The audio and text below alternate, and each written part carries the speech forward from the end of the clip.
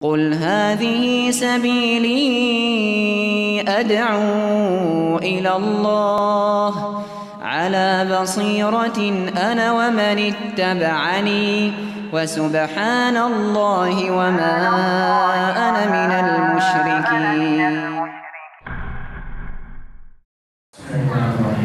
السلام عليكم ورحمة الله وبركاته.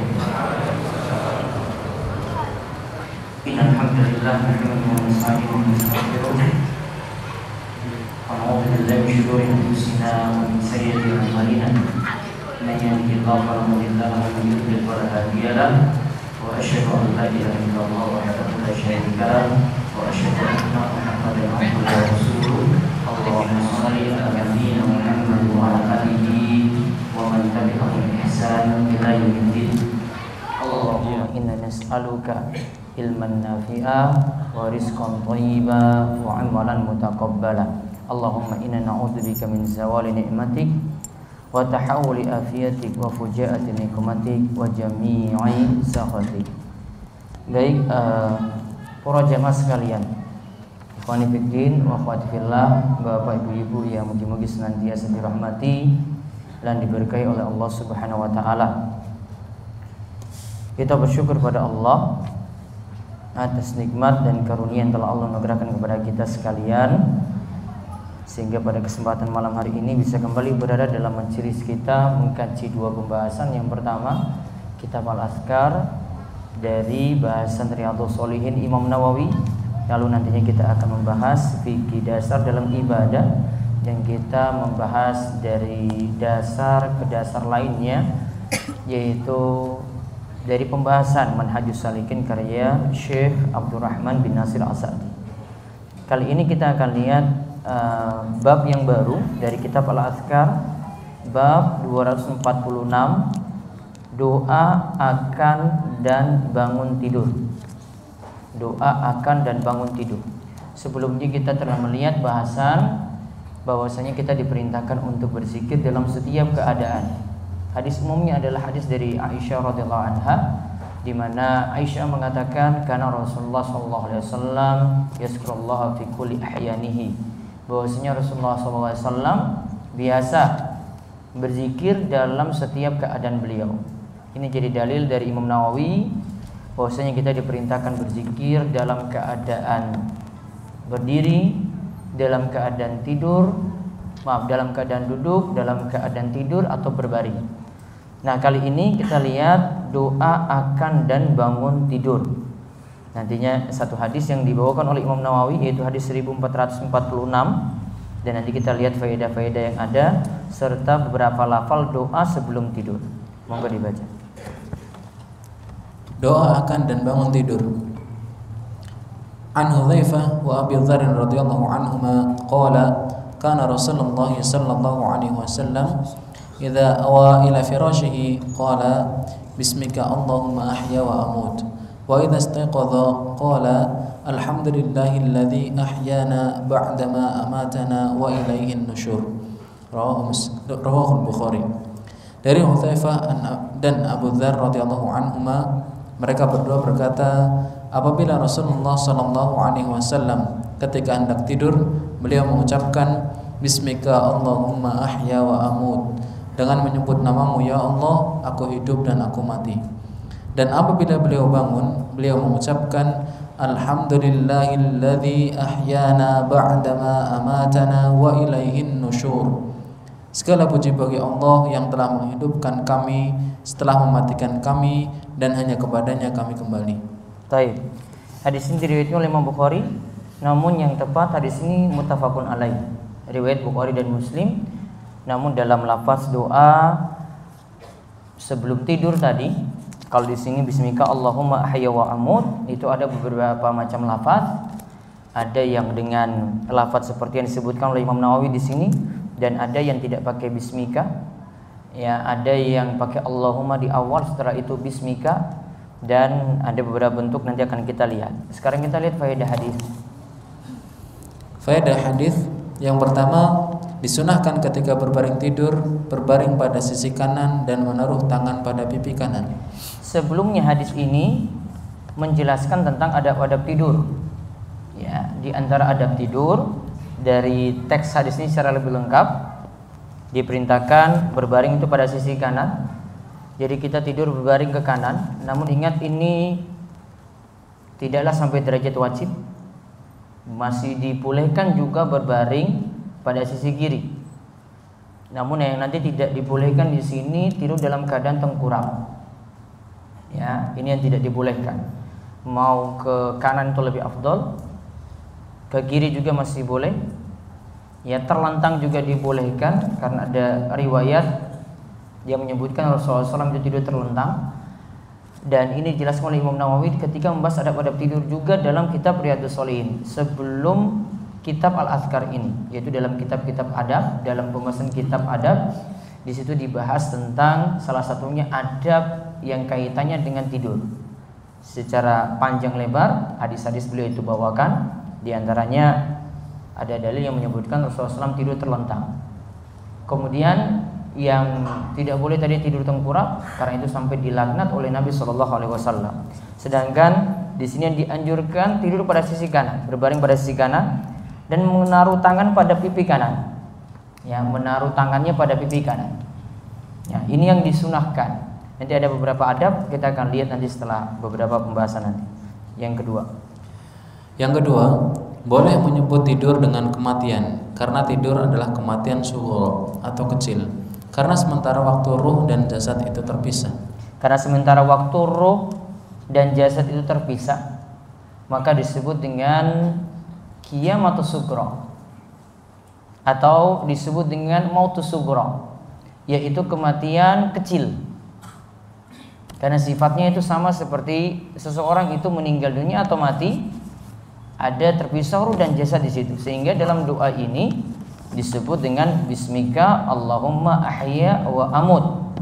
Dengan namamu ya Allah, ahya aku hidup, wa amut dan aku mati. Berarti di sini ada penyebutan mati ini, namun kaitannya dengan tidur. Apa kaitannya? Karena sama-sama hilang kesadaran, dan ketika itu terpisahnya ruh dan jasad juga kalau untuk tidur adalah sementara. Sehingga karena ada yang sama, maka disebutkan juga dengan istilah mati di situ. Terus yang ketiga, Allah yang mengatur segala jagat raya ini. Allah yang menghidupkan dan mematikan. Allah yang mengatur segalanya, termasuk masalah menghidupkan, mematikan. Allah yang mengaturnya. Terus yang keempat, seorang hamba hendaklah memuji Allah dalam setiap keadaan. Imam Nawawi memasukkan bab ini lagi, diulang lagi pada hadis ini, ya, diulang pada bab zikir lagi, untuk menunjukkan bahwasanya kita dalam setiap keadaan itu diperintahkan berzikir. Nantinya ada pembahasan yang sama di hadis nomor 817 dari Riyadhus Shalihin juga membahas doa ini. Beliau ulang lagi pada pembahasan kitab Al-Azkar untuk menunjukkan bahwasanya tidur saja kita diperintahkan untuk berzikir, apalagi keadaan ketika kita berdiri dan duduk, ya lebih-lebih lagi dianjurkan. Karena tidur biasanya kita lebih santai dan keadaan orang mungkin sudah lupa untuk berzikir, namun ketika itu diperintahkan ketika akan mau tidur. Maka diulang lagi hadis ini setelah 817, diulang lagi di hadis 1446 ini. Terus nomor 5. Yang kelima, maksud doa tersebut adalah dengan namamu engkau menghidupkan, maka hiduplah. Lalu dengan namamu engkau mematikan, maka matilah. Baik. Yaitu dengan nama Allah, Allah hidupkan seorang, maka orang itu akan hidup. Termasuk juga dia dibangkitkan nanti pada hari kiamat. Kemudian Allah berkehendak dia itu mati, meninggal dunia, maka dia akan mati. Tidak ada yang bisa mengelak hal ini. Maka ini juga menjadi keyakinan kita bahwasanya kapanpun itu, ya, kematian dan kehidupan itu ada pada diri kita. Hidup itu nikmat Allah, dan mati kapanpun Allah Subhanahu wa ta'ala nanti yang akan menentukan bagi setiap orang. Nah, dari lafaz tadi kita akan bandingkan, ada beberapa lafaz di sini yang hampir sama maknanya juga. Bisa kita pilih lafaz tadi bismika Allahumma amutu. Kalau tadi ahya dulu, ahya wa amut. Dalam lafaz yang lainnya kita lihat bandingannya. Semua di sini saya nukil dari Bukhari Muslim. Ya, monggo dibaca. Beberapa lafaz doa sebelum tidur. Bismika amutu wa ahya. Nah, di sini tidak pakai Allahumma. Cuma bismika amutu wa ahya. Ini hadis riwayat Bukhari. Terus yang kedua, Bismika Allahumma amutu wa ahya. apa bedanya? Ada pakai Allahumma. Tadi tidak pakai Allahumma. Ya, sama-sama pakai bismika di awal. Terus yang ketiga, Bismika namutu wa nahya. bismika namutu wa nahya. Kalau tadi amutu wa ahya, ini pakai nahnu, namutu wa nahya. Dengan namamu kami mati dan kami hidup. Ya, itu bedanya lagi. Di sini tidak ada Allahumma. Jadi bismika namutu wa nahya. Terus yang keempat, Allahumma bismika amutu wa ahya. Allahumma bismika amutu wa ahya.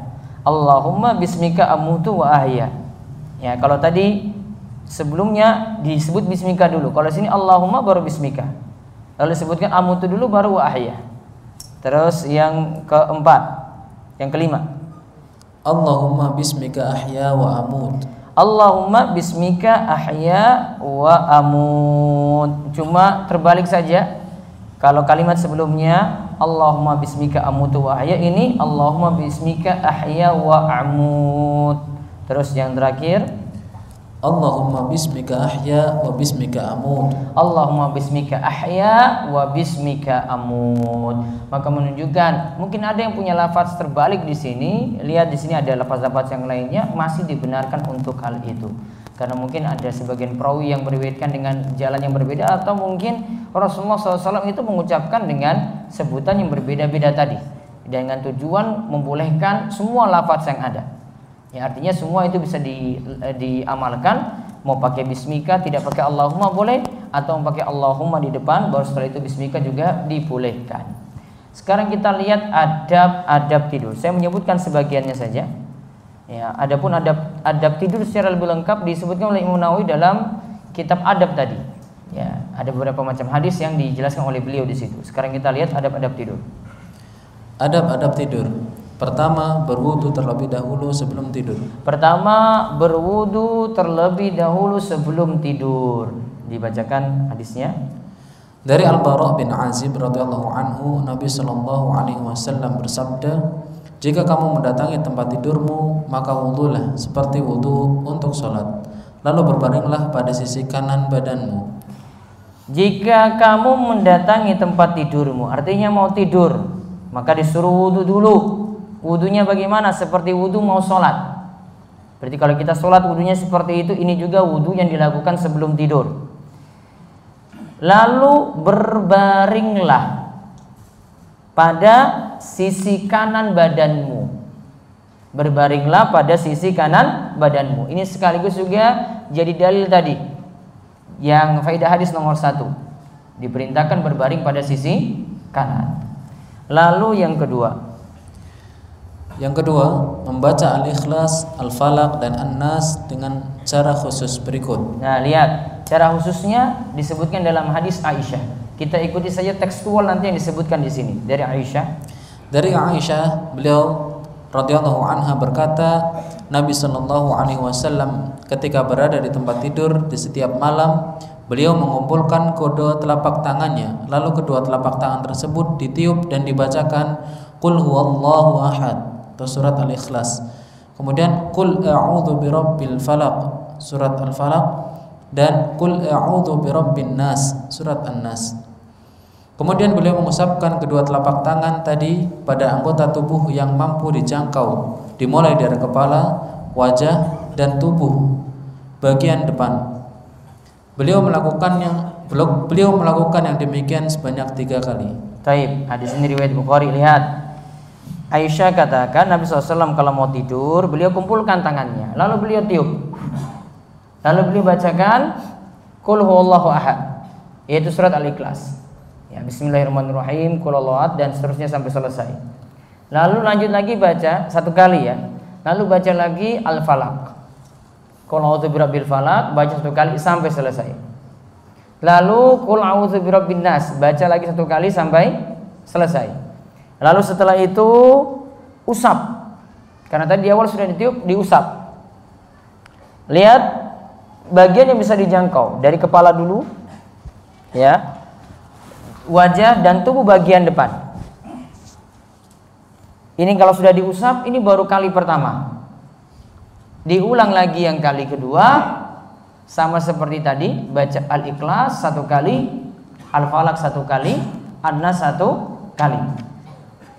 Ya, lalu diulang lagi yang kali ketiga. Tadi diusap lagi ke badan, diulang lagi yang kali ketiga, baca Al-Ikhlas, Al-Falaq, An-Nas. Ya, sudah 3 kali. Nah, ini yang dipraktekkan tadi dari Nabi SAW. Dan bahkan beliau mempraktekkan seperti itu juga untuk meruqyah diri. Beliau praktekkan seperti mau akan tidur tadi untuk meruqyah diri pula. Nah, itu amalan yang kedua, adab tidur pula. Terus yang ketiga. Ketiga, membaca ayat kursi sebelum tidur. Dari Abu Hurairah radhiyallahu anhu, ia berkata, Rasulullah sallallahu alaihi wasallam menugaskan aku menjaga harta zakat Ramadan. Kemudian ada orang yang datang mencuri makanan, namun aku merebutnya kembali. Lalu aku katakan, aku pasti akan mengadukan kamu kepada Rasulullah sallallahu alaihi wasallam. Lalu Abu Hurairah radhiyallahu anhu menceritakan suatu hadis berkenaan masalah ini. Selanjutnya, orang yang datang kepadanya tadi berkata, jika kamu hendak berbaring di atas tempat tidurmu, bacalah ayat kursi, karena dengannya kamu selalu dijaga oleh Allah Ta'ala, dan setan tidak akan dapat mendekatimu sampai pagi. Maka Nabi SAW bersabda, benar apa yang dikatakannya, padahal dia itu pendusta, dia itu setan. Terus dan masih ada? Dan masih ada lagi beberapa zikir dan surat yang dibaca sebelum tidur. Taib. Kalau saya katakan masih ada beberapa zikir lagi, berarti tidak terbatas pada tadi. Bisa dilihat nanti secara lengkap di kitab Hisnul Muslim karya Sa'id bin Waf Al-Qahtani, atau juga ada buku doa dan zikir ya karya Ustadz Yazid bin Abdul Qadir Jawas. Nanti bisa dilihat secara lebih lengkap di situ. Kemudian ada surat-surat lagi. Ya, seperti tadi ada surat Al-Ikhlas, Al-Falaq, An-Nas, ayat kursi. Ada juga surat Al-Muluk dan beberapa yang lainnya lagi dibaca, ada potongan-potongan dari surat, tidak satu surat utuh, itu juga dianjurkan dibaca. Nanti bisa dilihat secara lebih lengkap di situ. Kalau di sini diajarkan ayat kursi. Ceritanya Abu Hurairah itu disuruh jaga zakat Ramadan. Zakat apa berarti? Zakat fitrah. Maka ketika itu saat dia jaga, ada yang datang berulang kali. Kali pertama dia katakan dia itu dalam keadaan butuh, kemudian ingin mendapatkan harta zakat tadi. Kemudian akhirnya dilaporkan hal ini pada Rasulullah SAW. Maka Rasulullah SAW mengatakan, tunggu, besok lagi dia akan datang. Kemudian Abu Hurairah lagi membuktikan betul kata Rasulullah SAW, ternyata datang juga. Sampai ketiga kali seperti itu. Kemudian orang ini tadi, dia berarti menyamar jadi manusia, kemudian mengatakan pada Abu Hurairah, ini ketika ditangkap sudah kali yang ketiga, sekarang tolong Abu Hurairah nggak tangkap saya, tolong kamu nggak usah tangkap saya ingin ajarkan kepadamu suatu bacaan yang nanti akan menjagamu. Allah akan menjagamu ketika kamu itu tidur sampai datang pagi, dan juga akan terhindar dari gangguan setan. Akan dijaga dirimu dan juga akan terhindar dari gangguan setan. Maka ketika itu diajarkanlah, cobalah baca ayat kursi sebelum tidur. Maka dilaporkanlah hal ini pada Rasulullah SAW. Kemudian diberitahu, saya kok diajarkan seperti ini wahai Rasulullah. Maka ada suatu ilmu yang dia itu tabayun dulu. Ya, Abu Hurairah tabayun dulu, cross check dulu. Tidak terima mentah-mentah. Karena bisa jadi ilmu dari orang ini ilmu yang bermasalah. Maka ketika itu Rasulullah SAW katakan itu betul, ajaran tadi itu betul. Oh, berarti sudah ada cross check ulang, dan di situ berarti amalan ini benar. Maka ketika itu hadis ini diamalkan oleh Abu Hurairah berarti. Amalan ini diamalkan oleh Abu Hurairah, bukan karena dasar orang tadi, namun karena Rasulullah SAW yang membenarkannya. Lalu ketika itu Rasulullah SAW ya tanya pada Abu Hurairah, kamu tahu nggak tadi itu siapa? Saya tidak tahu. Rasulullah SAW itu katakan, dia itu adalah setan dan baru kali ini saja dia itu benar. Dia itu setan dan baru kali ini saja dia itu benar. Tadi setan ajarkan apa kalau begitu? Bacalah ayat kursi, maka engkau akan terlindungi, dijaga oleh Allah Subhanahu wa taala sampai pagi dan tidak diganggu setan. Setan kasih tahu tipsnya seperti itu, dia bocorkan. Nah, di sini ada pelajaran para ikhwan sekalian. Cerita tentang zakat ini itu sekitar 2 atau 3 hari sebelum Idul Fitri. Maka para ulama simpulkan boleh mengumpulkan harta, boleh mengumpulkan zakat fitrah 2 atau 3 hari sebelum sholat Id.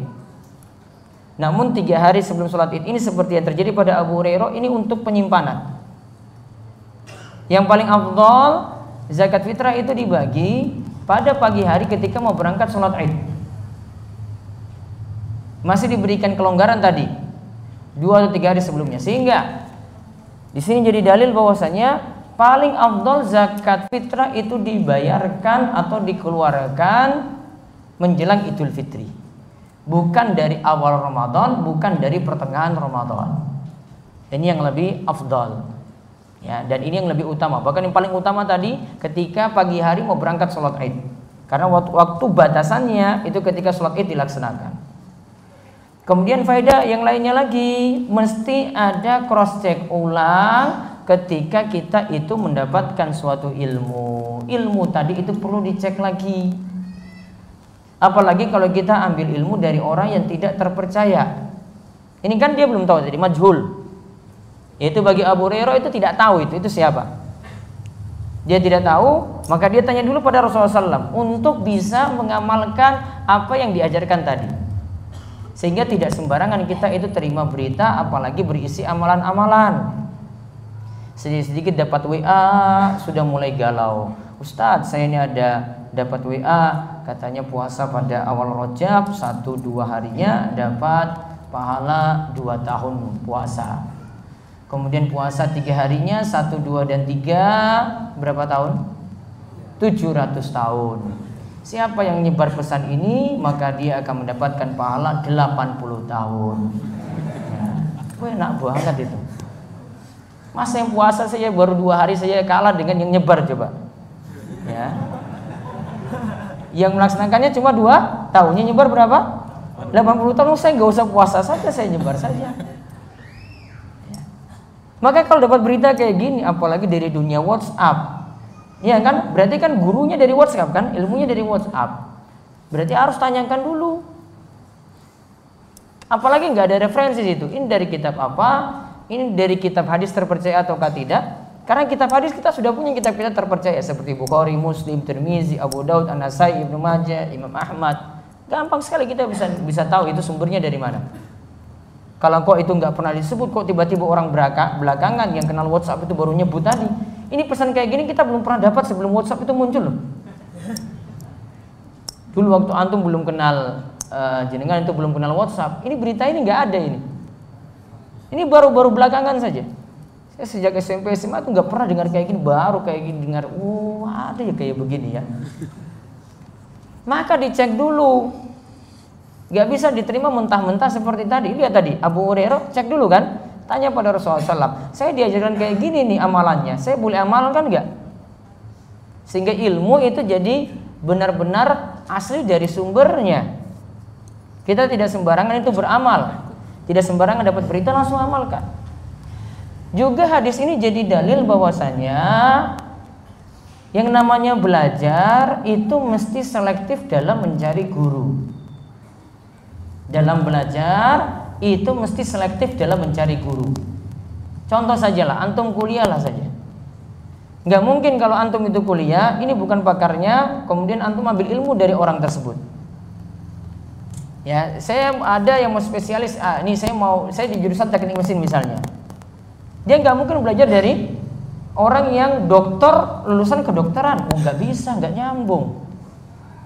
Ya kan, tentu dari pakarnya di sini. Sehingga ilmu itu seperti itu. Ya, perlu selektif dalam mencari guru. Sehingga kalau ini bukan pakarnya, kalau dia itu membahas hal ini, dia itu tidak paham tentang hal ini, tidak ada penelaahan, tidak ada penelusuran lebih jauh, kok tiba-tiba dia ngomong seperti itu, menyatakan seperti itu, ya maka harus dicek. Maka belajar dari pakarnya langsung. Maka perlu selektif dalam mencari guru. Sehingga tidak benar kalau ada yang punya prinsip lagi, ambil yang baiknya, buang yang buruknya. Ambil yang baiknya, buang yang buruknya. Ini kaidah rusak. Sekarang coba terapkan kaidah ini. Antum baru belajar ini, baru belajar. Ambil yang baiknya, tinggalkan yang buruknya. Terus yang di depan antum itu orang Syiah, coba. Dia nyatakan Aisyah itu terlaknat. Dia telah berselingkuh. Mau nerima kayak begitu? Ambil baiknya, buang buruknya. Sedangkan tadi dia ngomong depan kayak gini. Ya, dia ngomong di depan seperti itu. Seleksinya mana coba? Orang itu mau seleksi itu punya filter dulu loh itu. Ya. Ini air kotor. Ini saya pakai logika kimia nih biar nyambung. Ini air kotor ini, ya. Mau disaring punya filter dulu kan? Sekarang kalau nggak punya filter gimana coba? Air yang kotor ini bisa disaring nggak? Bisa disaring atau tidak? Nggak bisa. Saya nggak punya filter kok. Saya mau minum air yang ini bagaimana? Ini air comberan. Saya mau minum itu bagaimana? Itu tidak difiltrasi dan tidak ada proses-proses selanjutnya untuk pengolahan itu jadi air bersih. Saya nggak punya. Saya masih ilmunya masih blank, masih awam. Sehingga mau seleksi nggak bisa. Maka tadi dikatakan seleksi guru baik-baik. Ya, seleksi guru itu baik-baik. Ini punya ilmu yang benar ataukah tidak? Landasannya benar atau tidak? Punya rujukan enggak? Quran, hadis, pemahamannya benar atau tidak? Dan prinsip-prinsip mengambil pemahaman yang benar itu para ulama sudah ajarkan juga. Lihat dia berpegang dengan hadis atau tidak. Lihat dia itu pakai dalil dengan benar ataukah tidak. Pemahamannya itu dengan pemahaman para sahabat ataukah tidak. Karena tidak bisa dia main logikanya sendiri. Gak bisa dia main untuk tafsirkan ayat dengan semuanya sendiri. Nanti saya gabung dengan ayat ini, kemudian saya tafsirkan sendiri. Gak bisa. Kaidah tafsir itu ada sendiri. Sehingga para ulama juga buat qawaidut tafsir. Ada kaidah-kaidah tafsir. Ada hadis pemahamannya juga perlu dipahami lagi. Ada ilmu usul. Ya, ada ilmu usul itu untuk membantu itu, ilmu usul fiqh. Membantu untuk memahami dalil. Hadis juga demikian. Untuk memahami hadis ada juga mustalah hadis dan ada ilmu-ilmu yang kaitannya dengan ilmu mustalah untuk orang itu bisa memahami hadis dengan baik. Juga ada ilmu qawaid bahasa Arab, ada ilmu nahwu, ada ilmu sharaf. Itu perlu lagi dipelajari dengan baik. Sehingga kalau dalam masalah ilmu usul saja, ilmu-ilmu alat tadi, ilmu-ilmu dasar tadi saja yang guru ini menyampaikannya tidak benar, nggak bisa kita jadikan rujukan. Ya, karena para ulama sudah membuat itu dan kita sudah mudah dalam menyimpulkan hukum. Walaupun taraf kita mungkin bukan ahli ijtihad, namun kita bisa menggunakan ilmu-ilmu dasar tadi untuk bisa memahami perkataan-perkataan para ulama yang ada. Ya. Jadi cari guru yang benar, punya pemahaman yang benar. Dia ambil dalil itu seperti apa? Jangan punya prinsip tadi, saya ambil baiknya, buang buruknya. Nggak bisa kalau antum orang awam. Ya, ambil baiknya, buang buruknya nggak bisa. Uang kita saja kalau kuliah saja mau cari referensi, ya kita pakai langsung dari literatur yang benar. Nggak mungkin kita pakai literatur abal-abal, kemudian nanti sudahlah saya nanti saring sendiri saja. Nggak bisa. Pasti nanti lihat kalau ini cari dari jurnal misalnya. Nah ini jurnal ini mana ini? Pakar nggak di sini? Punya karya-karya nggak sebelumnya? Dia punya tulisan-tulisan nggak sebelumnya? Semakin kita yakin di itu mempakar dalam itu, kita ngambil ilmunya benar. Ya, selektif dalam mencari. Ilmu dunia saja kita begitu. Masa untuk ilmu agama ini, ilmu akhirat kita itu ambil ilmu sembarangan? Nggak bisa. Ya, dalam belajar seperti itu. Ya, jadi ini pelajaran penting sekali bahwasanya dalam memilih guru juga diajarkan dalam hadis ini. Kemudian perlu dipahami juga di sini. Hadis ini bukan jadi dalil boleh berguru pada setan. saya mau belajar lah, cari ilmu-ilmu yang setan nanti wariskan kepada saya. Oh, nggak ada di sini nyambungnya. Karena Abu Hurairah langsung ngadu pada Rasulullah SAW. Seandainya Abu Hurairah tahu itu setan dari awal, tentu dia sudah nggak mau ini percaya, nggak mau dengar sama sekali. Namun Abu Hurairah kan nggak tahu. Maka dia bertanya pada yang lebih tahu, yaitu Rasulullah SAW. Maka demikian juga faedah yang lainnya, kalau kita tidak tahu dasar suatu ilmu tentang suatu amalan, ini bisa kita amalkan atau tidak, bertanyalah pada orang yang lebih tahu. Ya, jadi misalnya di sini ada amalan atau antum dapat ilmu yang mengganjal lah. Saya kok dapatnya kemarin seperti ini, namun kok dapat dari guru ini kok seperti ini, pemahamannya benar atau tidak? Tanya pada yang lebih paham, sehingga bisa menghasilkan ilmu yang benar-benar murni pemahamannya dari Al-Quran dan hadis Nabi SAW. Jadi itu diantara adab-adab tidur. Ini yang sederhana bisa dilakukan: berwudu sebelum tidur, baca Al-Ikhlas, Al-Falaq, An-Nas tadi, dan juga ayat kursi dan beberapa amalan lainnya. Ditambah lagi dengan doa tadi, Bismika amutu wahya, atau semisal dengan lafaz tersebut. Wallahu a'lam bishawab. Ini yang bisa saya jawab untuk kesempatan kali ini. Insyaallah kita ketemu lagi pada pembahasan pekan depan, dan mudah-mudahan semuanya diberikan keistiqomahan dan Allah memberikan kebaikan yang banyak bagi kita semua. Demikian kita tutup dengan doa kafaratul majelis. Semoga subhanakallahumma bihamdika asyhadu an la ilaha illa anta astaghfiruka wa atubu ilaik. Assalamualaikum warahmatullahi wabarakatuh.